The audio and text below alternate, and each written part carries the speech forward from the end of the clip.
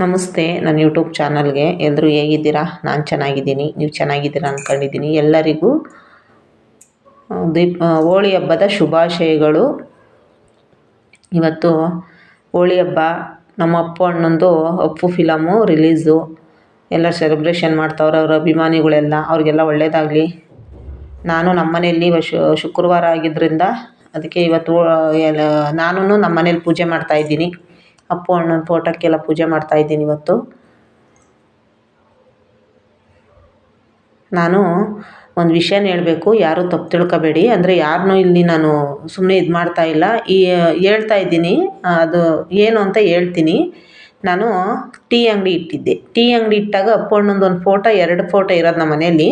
ಆ ಒಂದು ಫೋಟೋ ತಗೊಂಡೋಗಿ ಟೀ ಅಂಗಡೀಲಿ ನಾನು ಇಟ್ಕೊಂಡಿದ್ದೆ. ಟೀ ಅಂಗಡೀಲಿ ಇಟ್ಕೊಂಡಿದ್ದೆ ಅಂದರೆ ನನಗಿಷ್ಟ, ನಮ್ಮ ಅಭಿಮಾನ ನಾವು ಇಟ್ಕೊತೀವಿ, ಅದಕ್ಕೋಸ್ಕರ ನಾನು ಇಟ್ಕೊಂಡಿದ್ದೆ. ಟೀ ಕುಡಿಯೋಕ್ಕೆ ಬಂದರು ಒಂದಿಬ್ಬರು, ಯಾರೋ ಅವ್ರ ಹೆಸರು ಎಲ್ಲ ಬೇಡ, ಅವ್ರ ಹೆಸ್ರೇನು ಅಂತ ನನಗೂ ಸರಿಯಾಗಿ ಗೊತ್ತಿಲ್ಲ. ಯಾರೋ ಹಿಂಗೆ ಟೀ ಕುಡಿಯೋಕ್ಕೆ ಬಂದವರು, ನೀವು ಪುನೀತ್ ರಾಜ್ಕುಮಾರ್ ಅಭಿಮಾನಿನಾ ಅಂದರು. ಹೌದು ಅಂತ ಅಂದೆ. ಅವ್ರು ಹೇಳಿರೋದನ್ನ ನಾನು ಈ ವಿಡಿಯೋ ಇವತ್ತು ಹೇಳ್ತಾ ಇದ್ದೀನಿ. ನಾನಂದರೆ ಸುಮಾರು ದಿನದಿಂದ ಅಂದ್ಕೊಂಡಿದ್ದು ಇದನ್ನು ಹೇಳ್ಕೋಬೇಕು ಅಂತ, ಆದರೆ ನಾನು ಹೇಳ್ಕೊಂಡಿರಲಿಲ್ಲ. ಇವತ್ತು ಹೇಳ್ತಾ ಇದ್ದೀನಿ, ಅವರು ಫಿಲಮ್ ರಿಲೀಸ್ ಆದಾಗ ಹೇಳ್ತಾ ಇದ್ದೀನಿ. ಆಮೇಲೆ ಅವರು ಹೌದು ಅಂದೆ. ಆಮೇಲೆ ಅವರು ಮತ್ತು ನೀವೆಲ್ಲ ಅವ್ರು ಸತ್ತೋದ್ಮೇಲೆ ಅಭಿಮಾನಿ ಆಗಿರೋದು, ಅವನೇನು ಒಳ್ಳೇದು ಮಾಡ್ಯವನೆ ಅಂತ ಹೇಳಿ ಇದು ಮಾಡ್ತೀರಾ, ಏನೋ ಕೋಟಿಗಟ್ಟಲೆ ಇತ್ತು, ಕೊಟ್ಟವನೇ, ದಾನ ಮಾಡವನೆ ಅಂತ ಒಂಥರ ಏಕವಚನದಲ್ಲೆಲ್ಲ ಮಾತಾಡ್ಬಿಟ್ರು. ನಾನೇನು ಮಾತಾಡಲಿಲ್ಲ. ನಾವು ಏನು ಮಾತಾಡೋಕ್ಕಾಗಲ್ಲ ಟೈಮಲ್ಲಿ, ಯಾಕಂದರೆ ಕೆಲವು ಜನಗಳು ಮನಸ್ಸೇ ಹಂಗೆ. ನಾವು ಒಂದು ಹೇಳೋಕ್ಕೆ ಹೋದರೆ ಅವ್ರು ಇನ್ನೂ ಒಂದು ಮಾತಾಡ್ಬಿಡ್ತಾರೆ ಅಂದ್ಬಿಟ್ಟು ನಾನೇನು ಮಾತಾಡಲಿಲ್ಲ.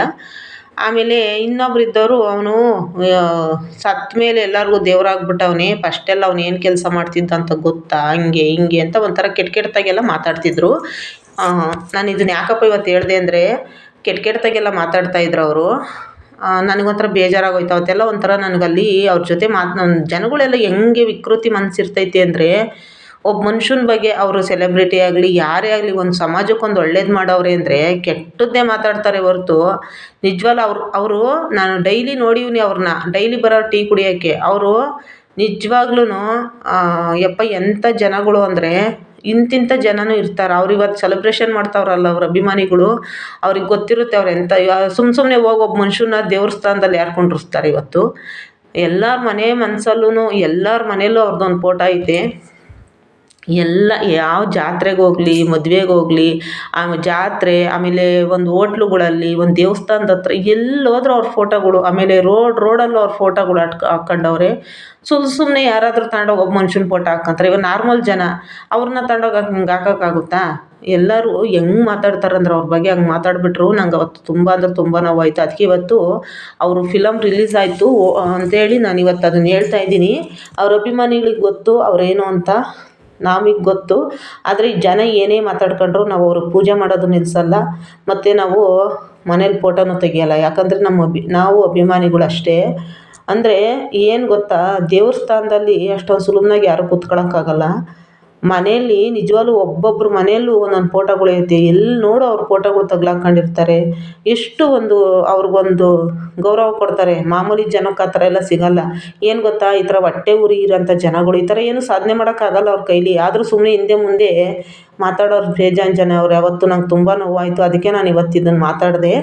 ಯಾರ ಬಗ್ಗೆನಾಗಲಿ, ಯಾವ ಒಂದು ಹೀರೋ ಬಗ್ಗೆ ಆಗಲಿ, ಅವರು ಯಾರ ಬಗ್ಗೆ ಅವ್ರಿಗೂ ಕಷ್ಟಪಟ್ಟು ಅವರು ಕಷ್ಟಪಟ್ಟು ಬಂದಿರ್ತಾರೆ. ಅವರು ಮಳೆ ಗಾಳಿ ಬಿಸಿಲು ಎಲ್ಲದರಲ್ಲೂ ಅವರು ಕಷ್ಟಪಟ್ಟಿರ್ತಾರೆ. ಅವ್ರೇನು ಸುಮ್ಮನೆ ಆ ಥರ ಬಂದಿರಲ್ಲ. ಎಲ್ಲರಿಗೂ ಅವ್ರವ್ರ ಕಷ್ಟ, ಅವ್ರ ಬೆನ್ನಿಂದೆ ಒಂದು ಕಷ್ಟ ಇದ್ದೇ ಇರುತ್ತೆ. ಒಬ್ಬ ಮನುಷ್ಯನ ಮೇಲೆ ಒಂದು ಕಷ್ಟ ಇದ್ದೇ ಇರುತ್ತೆ.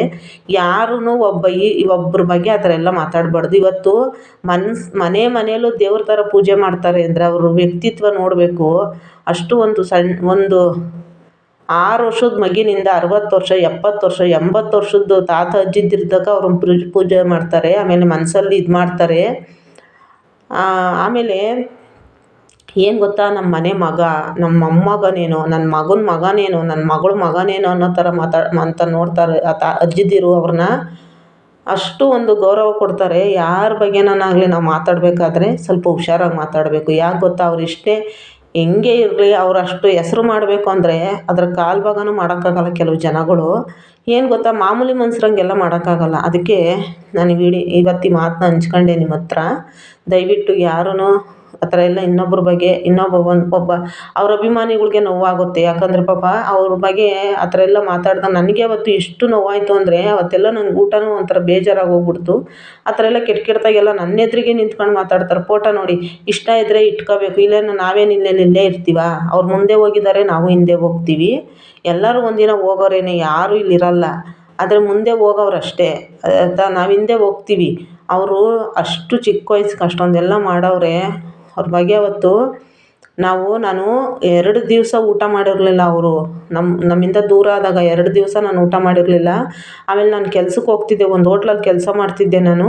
ಆ ಹೋಟ್ಲು ಕೆಲಸಕ್ಕೆ ಹೋಗಲಿಲ್ಲ ಅವತ್ತೆಲ್ಲ ನಾನು. ಅಷ್ಟು ನಾನು ಊಟನೇ ಮಾಡಲಿಲ್ಲ ಮನೆಯಲ್ಲಿ. ನಾನು ಅಷ್ಟು ಹತ್ಬಿಟ್ಟಿದ್ದೆ ನಾನು. ಏನು ಗೊತ್ತಾ, ಎಂಥವ್ರು ಹತ್ತಿರೋದೇನೆ ಆ ವೀಡಿಯೋಗಳೆಲ್ಲ ಇವತ್ತು ನೋಡಿದ್ರೆ ಯೂಟ್ಯೂಬಲ್ಲಿ ನಮಗಿವತ್ತು ಸಹ ಎಂಥ ಕಲ್ಲು ಮನಸ್ಸಿರೋರ್ಗೂ ಸಹ ಅಳ ಬಂದ್ಬಿಡುತ್ತೆ ವೀಡಿಯೋಗಳು. ಅವ್ರಿಗೆಲ್ಲ ಜನ ಆರಾಧಿಸ್ತಾರೆ, ದೇವ್ರ ಥರ ನೋಡ್ತಾರೆ. ಅದೊಂದು ದೈವಶಕ್ತಿ, ನಿಜವಾಗ್ಲೂ ಅದು ದೇವತಾ ಮನುಷ್ಯನೇ. ಆ ಮನುಷ್ಯನ ಬಗ್ಗೆ ಯಾರು ಆ ಥರ ಎಲ್ಲ ಕೆಟ್ಟದಾಗಿ ಮಾತಾಡೋಕ್ಕೆ ಹೋಗಬೇಡಿ. ಏನೇ ಗೊತ್ತಾ, ಅವ್ರ ಸಾಧನೆಗೆ ಅವ್ರು ಕಲಾವಿದರು. ಆ ಕಲಾದೇವಿನೇ ಅವ್ರನ್ನ ಆರಿಸ್ಕೊಂಡು ಬಂದಿರೋದು. ಆ ಕಲಾದೇವಿ, ನೀವು ಅವ್ರನ್ನ ಅವಮಾನ ಮಾಡಿದ್ರೆ ಕಲಾದೇವಿಗೆ ಅವಮಾನ ಮಾಡ್ದಂಗೆ ಆಗುತ್ತೆ.